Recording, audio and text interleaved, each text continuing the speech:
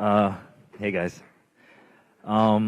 Actually, today I don't even really know why I'm here right now, but I kept getting messages from Jesse telling me to come and talk to you guys. So I was supposed to come last year, so I'm actually in New York right now doing a music performance tonight. So I decided to take some time and speak with you guys. I don't have a PowerPoint presentation. I think a few things I wanted to speak to you guys about is the importance of, the experience of what I've had in working in the Chinese market. I can see that most of us here are Asian. Hopefully most of us are Chinese, I think. That's what Jesse told me. So, I think one common mistake that a lot of people do is saying, it's good for China. It's good for China. So people watch a movie that's Chinese and they say, oh, that was a good movie for a Chinese movie. And for me, that doesn't cut it. That doesn't make sense to me. Do you understand? A movie is a movie. It shouldn't be, oh, because it's a Chinese movie, there's lower standards. So what I think is most important, especially for all of us, we're lucky enough to have a Western education or a Western upbringing, is to understand that the level of quality of work does not differ in different countries. Whenever I do something, I don't think about, oh, I'm doing this for China, so what is good for China? I believe everything that I do, even if it's a Chinese song, I try to think of it as, if my friends in America or a person that worked at a radio station, they listened to my song, what would they think of this song? Now, I'm not saying that the Chinese market is unimportant. It's just that we cannot say to ourselves that, okay, so I want to work in China and these are the guidelines or the status of what is good. Because the problem is with that is that a lot of us maybe already thinking, everyone's like, China's the next market. China's the next superpower. China's this and China's that. Okay, there's a lot of money to be made there. Okay, sure. But you cannot lose the integrity of what you do and what you represent for money. And at the same time, if China is going to become the next superpower or the next place to make business happen, then we cannot be working at a barometer of saying this is good for China. Everything has to be good on an international level. And only then will we be able to be standing proud and say this is Chinese made. The reason why I'm saying this is because when I started Clot in, I don't even remember, man, 15 years ago, I remember something very, very, very, very alarming to me is I said, we're made in China. And everyone's like, oh my God, that's horrible. I said, what do you mean? Why is made in China bad?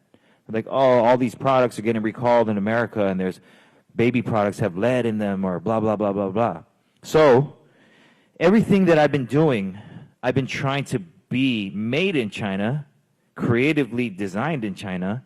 Everything is from a Chinese perspective. People ask me, hey, what are you? I'm actually born in Canada, but I tell people I'm Chinese because you can't deny the fact that I'm Chinese. Look at me. I mean, so I say I'm born in Canada, but I'm Chinese.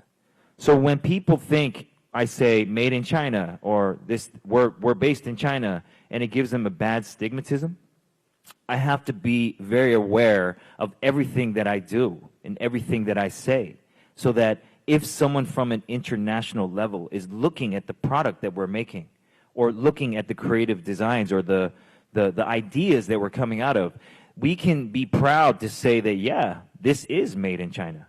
The first time I ever went to Nike, I told them, hey, we need a shoe. We need to make a shoe. And they're like, oh, well, you're a Hong Kong-based company. We've never done products from Hong Kong. And I said, half your shoes are made in China.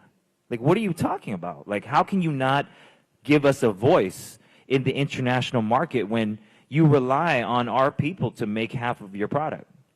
It took me 3 years to keep showing them what we do, showing them that we're not at a lower level than other creatives. So now, 10 years later, we're still making Nike shoes. We've made 6 pairs of Nike shoes, and our company is now signed to a Nike deal. And that took perseverance, and that took really, really, really, really hard work. And quite honestly, every time we make something, although 70% of the people that buy it are Chinese, we don't think of it that way. We think of making a good product. Now, good product, it doesn't matter where you go. It doesn't matter if you're in Brazil. It doesn't matter if you're in Russia. It doesn't matter if you're in Ethiopia. A good product will sell itself. It doesn't have to say made where, made where, made where. So I think the importance of all of you guys is to understand that everything that we do, we should be doing it for an international level. I know that a lot of you might return back to China and work, and you might start falling under that same stigmatism, but that is wrong. I'm telling you right now, it's wrong, because I hate it when people say, oh, yo, look, these rappers the hip-hop is really big in China right now. And they're like, oh, this Chinese rap album is good for China. And it's like, what do you actually mean by that? They're like, oh, well, the beat sounds like it's 6 years old, but, if you actually listen to hip-hop, and I go, then that's wrong, and that's not good. And I'm not trying to disrespect these people, but I'm trying to say that we live in a very small world now, Like, we can take a plane. I'm taking a plane tonight. I'm going to Shanghai, and I'll be there in 10 hours, and I'm doing another job, but it doesn't make my sense of quality level change at all. We have to keep knowing what's good and keep bringing what's good, so that in China, in 10, 15, 20, 50 years, whenever, it really is our time to step up to the plate. We already are trained in offering quality level products or quality level thinking, not judged on the level of what's good in China. Now, I totally understand that, doing business in China is a total different monster than doing different business in, say, America. But I think one of the most important things is, in China, it's very hard to speak your mind. It's very hard to truly and essentially be yourself.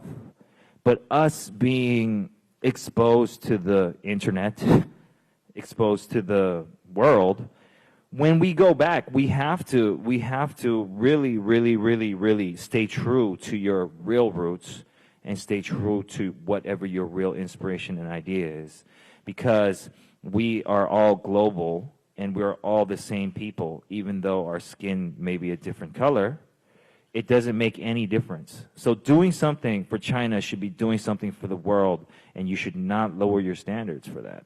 So I feel like that's, one of the most important things that I wanted to tell you guys today. Now, they wanted me to talk to you about some design elements and stuff, and I think you can read about all that on the internet, but I think the most important thing is how to mesh what you know and try to kind of bring it into a larger conversation, so that everyone does not have to change what they want to do. I've never changed what I wanted to do. It's been hard, really hard. But now people are finally telling me that they think that I'm talented, and they think that I'm, a hard worker. I mean, I haven't changed my work ethic in 10, 15 years. And I think that that's something that we all should take back is, people might not understand what you're talking about or what you're thinking.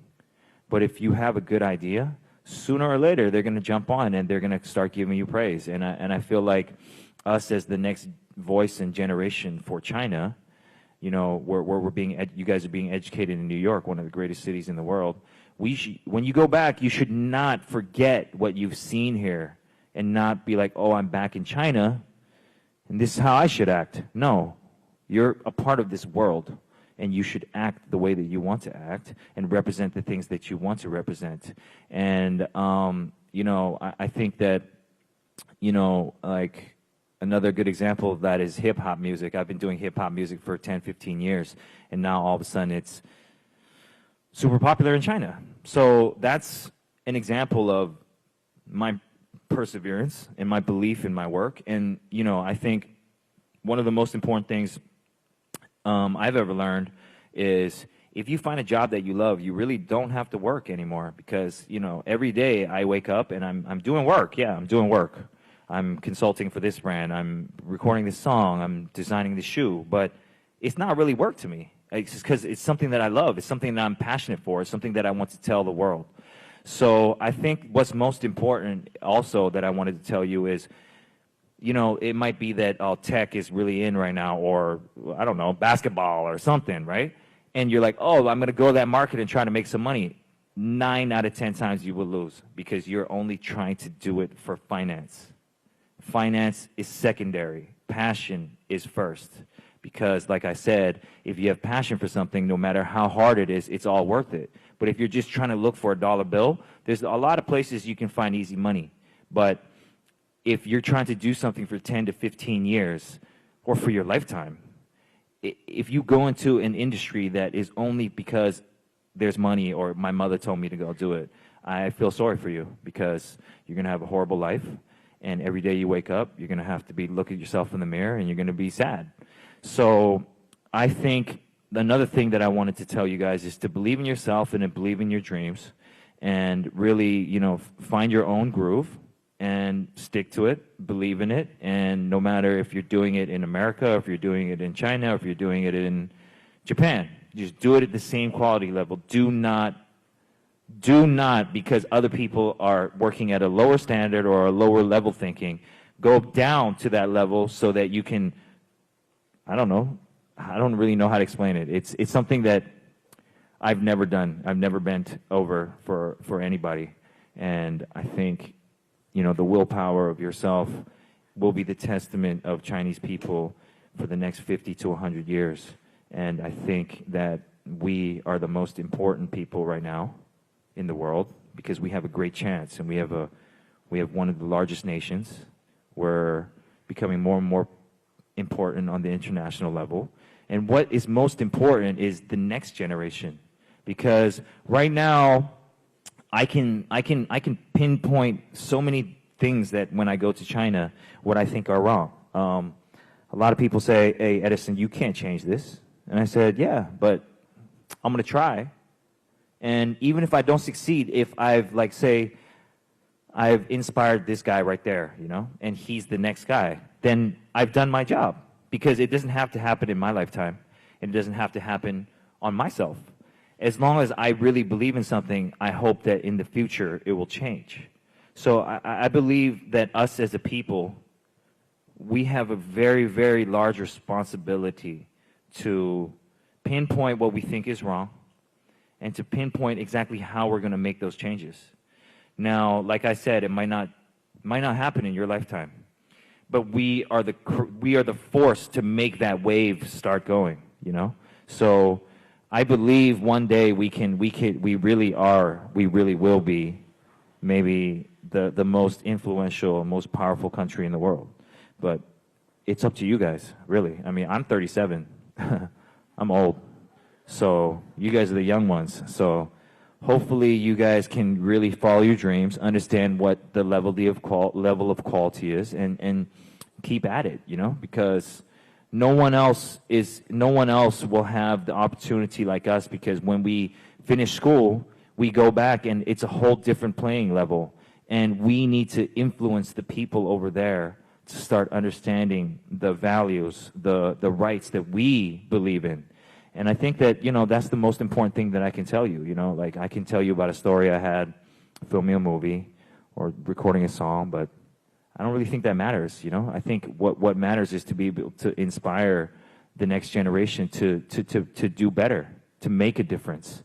And that's why today I decided to come here and speak to you guys, because you guys are way too important, and you guys might not understand that, you know, especially if you guys are planning to go back into China and work. You guys are the voice of reason. People don't understand what we're talking about a lot of the time there. And it'll take patience, and it'll take kind of, you know, due diligence for you to really make them understand, but it's worth it, number one. And over time, I really believe that they will change and they will listen. So, you know, there's good things and bad things everywhere. There's good things and bad things in America. There's good things and bad things in China. Take the good and try to make it better, and try to make people better. And I think that that's the most important thing. So